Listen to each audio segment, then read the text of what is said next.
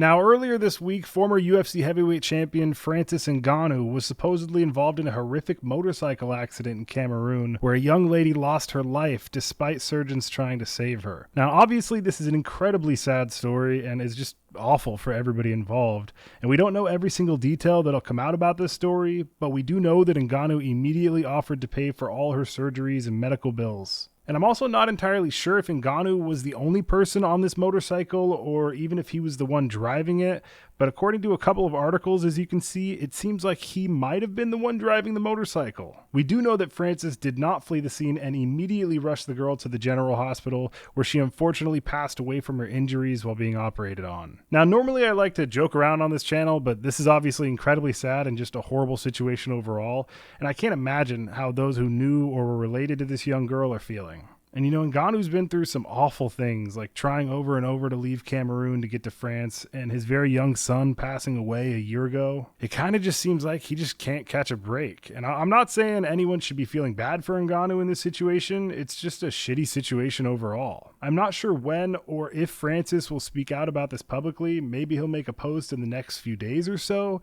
but I'd assume the investigation has to get figured out first before he speaks on it, probably by the advice of his lawyers. Overall, this is just a crazy, awful situation, and my condolences go out to her family, and I just hope to hear from Ngannou soon and see what happened, or maybe a big news outlet will let us know what actually took place, because right now it's kind of just coming out in bits and pieces, and this is just a horrible story.